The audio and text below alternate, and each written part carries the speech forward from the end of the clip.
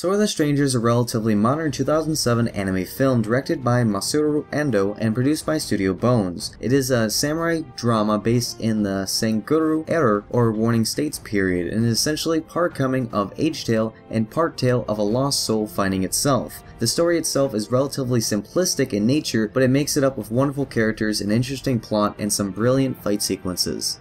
The film follows Kotaro, a young boy who is being hunted down by a group of Ming soldiers from China for mysterious and very strange reasons. Among the soldiers there's a very strong, fearsome Western fighter named Lu Lang, who only desires to find a worthy opponent. Due to various circumstances, Kotaro and his pet dog Tubimaru meet Nanashi, a nameless Ronin, and Nanashi literally means nameless, and he is also haunted by his visions of his past, which led him to avoid drawing his sword ever again. Throughout the film, the circumstances surrounding the two unlikely companions gradually led to a startling and spectacular finale. I did find that the plot was a little too simplistic in places, and occasionally it did seem that it was simply adding filler to connect action sequences. There was also an element of ludicrous to the plot once I found that the Ming soldiers' plan, and the reason for chasing Kotaro did seem a bit arbitrary. However, this did not spoil my enjoyment for the film while I was watching it. This story, as I said, is quite simple in nature, effectively about one nameless samurai's struggle with his past and potential finding it with the help of Kotaro and Tubimaru. There are, however, far more to this story. It is a coming-of-age tale for Kotaro, who must learn that he cannot act spoiled all the time by fending for himself and learn to live in this era.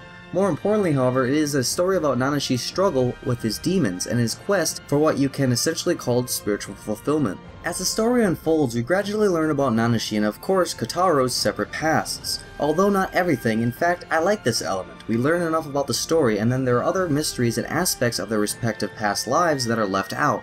I would have liked a little bit more character development to add more to the characters, however I feel that there was done enough to make them more than just two-dimensional and give them personality. The characters in The Strangers have a few distinctions. Simply describing the two main characters as lone wolves, one an impatient child and the other a reluctant, careless Ronin, covers most of the complexity you'll see in their personalities. From this description you could probably also guess that the two characters eventually bond and bring out the virtues within one another. The child learns to be more apologetic and appreciative, while the Ronin finds himself in more self-sacrifice. The rest of the cast is equally simple, only the exact opposite of the two protagonists. They're not malice embodied like traditional Disney villains, but they all do demonstrate the darker side of humanity: cowardless, ambition, bloodthirst, greed, and several other character flaws. The heroism and purity of the protagonists are highlighted nicely next to the backdrop of immortality in the rest of the cast.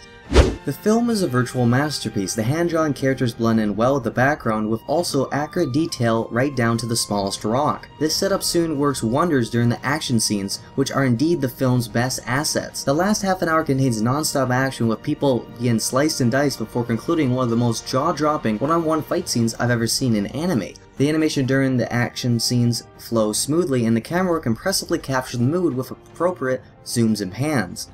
The voice actors do a fine job, with Nagase Tomoya and Chini Yuri doing a wonderful job while playing Nanashi and Toru, respectively. There is a fine amount of Chinese spoken in the film, although it occasionally sounds a little bit forced. I honestly think it was well handled, and it didn't seem a little too out of place. The music primarily consists of powerful orchestra pieces typical of epics. Each present leather drum beats or flute solos give the soundtrack a distinct Asian flavor appropriate for the setting. The full onslaught of orchestra of strings or bearing leather drum beats are played against the action scenes, while the unaccompanied flute solos match well with the more tender segments. Despite the range of emotion of the different tracks embodied, the Asian Molotov keeps the soundtrack cohesive as if each track was part of a large, singular piece of music.